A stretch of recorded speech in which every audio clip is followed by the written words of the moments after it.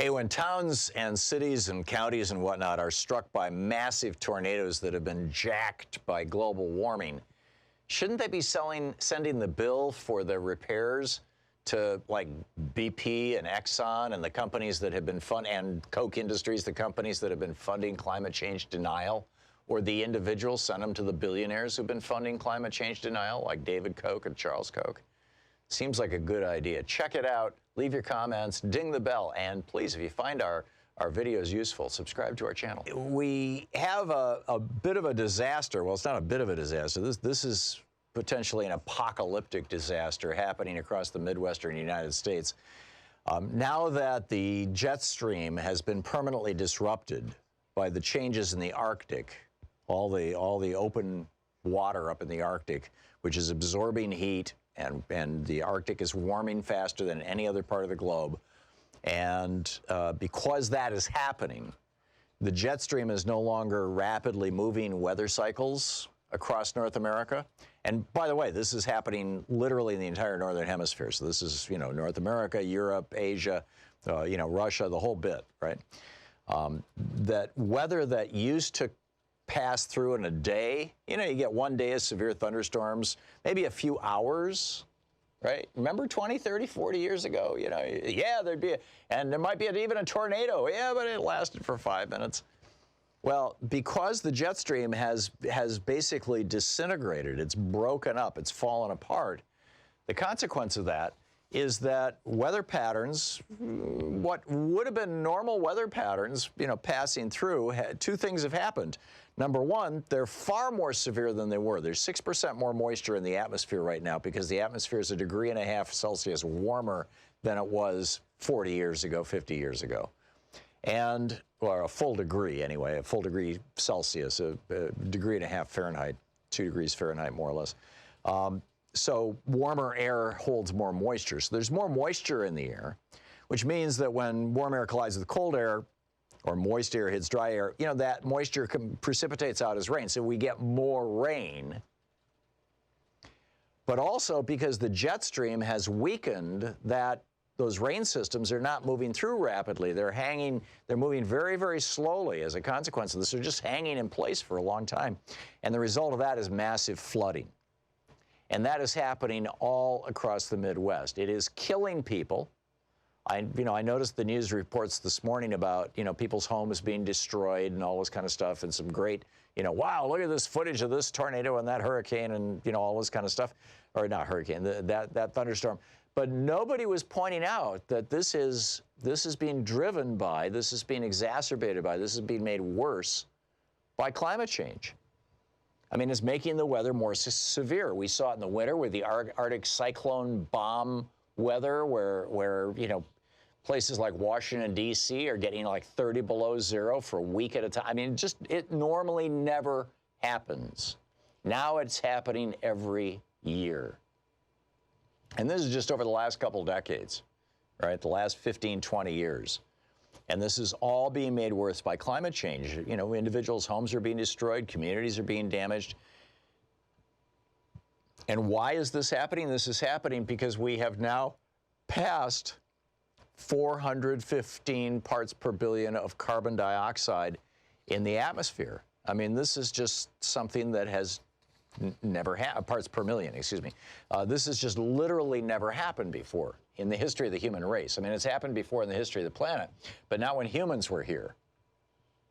We are higher than I mean, this is like millions of years ago. Humans have only been around for a couple 100,000 years. Certainly not since the Industrial Revolution, or the Agricultural Revolution, excuse me, 10,000 years ago. So what do we do about this? Well, because first of all, get ready. This fall, you're going to see an explosion in food prices, which is going to be driving up inflation, which may, depending on how strongly Trump can control the Fed, cause the Fed to raise interest rates, which then would cause the economy to slide into a depression, because, it would be the end of this long, long cycle. And the evidence of this right now in Iowa, less than half of the crops have been planted. The 5-year average is 76%. And by the way, that 5-year average is the most recent 5 years when the weather has been getting weird.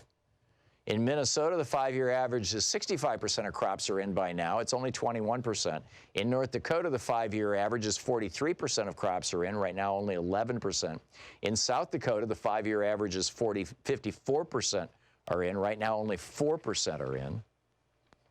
I mean, this is a catastrophe, right? U.S. farmers, this is from the U.S. Department of Agriculture. U.S. farmers seeded 30% of the U.S. 2019 corn crop by Sunday, lagging the 5-year average of 66%. The soybean crop was 9% planted, behind the 5-year average of 29%. This is nationwide. You know, can you imagine what this is going to do to food prices? This is substantial. According to the U.S. Department of Agriculture's crop progress reports, about 11% of Illinois corn has been planted, 4% of soybeans. Around this time last year, 88% of corn, 56% of soybeans were in the ground. Right now, soil moisture levels in the state of Illinois are in the 90 to 99th percentile, statewide. In other words, the entire state of Illinois is basically utterly drenched. This is from ABC 7 Chicago. McNeil, they're talking about a farmer in Illinois. McNeil grows corn and soybeans on more than 500 acres in Grays Lake, but much of his farmland is underwater right now, and all of it is too wet to plant. Rain is a farmer's friend in the summer, but in the spring, too much rain keeps farmers from planting. The unusually wet spring has affected farmers throughout the Midwest, but Illinois has been especially hard hit. Experts say with the soil so wet, heavy, and cold, it takes the air out and washes nutrients away, making it difficult, if not impossible, for seeds to take root. So this is a national crisis, and it's just getting started right now. And what do we do about this? Over and over again, communities have tried to sue ExxonMobil or the Koch brothers or Koch Industries. I don't know if they've gone after specifically Koch. I know that they've gone after ExxonMobil, BP, some of these other companies that absolutely knew. We're in this uncharted climate experiment that in the 1980s, Exxon knew that this was coming. And they said, well, let's just hide it. Let's bury it. I think communities, instead of going to FEMA, they should be going to ExxonMobil. They should be going to Koch Industries. I mean, we provide a multi-hundred-billion-dollar a year subsidy to these oil companies on all different kinds of levels, the oil depletion allowance. I mean, there's all kinds of ways that we subsidize oil. And, by the way, coal and natural gas, fracking and everything else. You know, the last time carbon dioxide was, and so frankly, I think that they should be paying for this. And I don't know if this is going to take legislation. I guess it probably would, because right now the courts are saying, no, you can't actually prove the relationship. Well, let's just pass a law. Obviously, it's not going to happen with the Republicans in control of the Senate, but maybe after 2020, if we can make a big enough stink about this, let's just pass a law that says, very straightforward, that says if you suffer damage from weather and the weather was outside of, say, the 70th percentile, let's say it was, in other words, it was unusually severe weather, then you may claim, say, 30%, 50%, 70%, whatever, of your damage directly from producers of fossil fuels. Take your pick. You can go after Peabody Coal. You can go after ExxonMobil. You can go, I mean, take your pick, right? The last time we had this level, we have 415 parts per million of carbon dioxide. The last time we saw this was 5 million years ago. There was no Greenland. Trees were growing in the south, at the South Pole. The seas were 82 feet higher than right now, when it was this level of carbon dioxide that we have right now.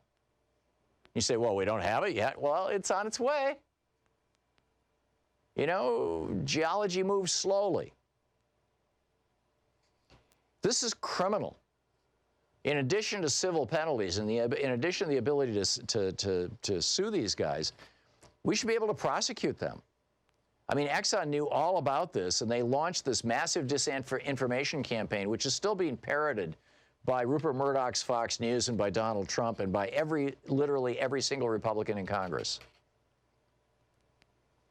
Within 10 years, we're going to cross 450 parts per million. That takes us back, what, 10, 20 million years ago?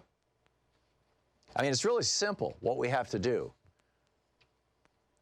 I know Pete Buttigieg is saying, oh, we need carbon capture and tax. Right. Well, the fossil fuel industry is saying that. What we need to do is stop drilling. We need to stop mining. We need to stop fracking. And we need to start building out a renewable infrastructure. And we need to start it today. We need a Green New Deal. That's what we need. And we also need to point out that these people are criminals. These people at ExxonMobil, they sold us out. They have deliberately wrecked the planet. I mean, look at Lee Raymond. He was the guy who looks like the Mike Myers character, fat bastard.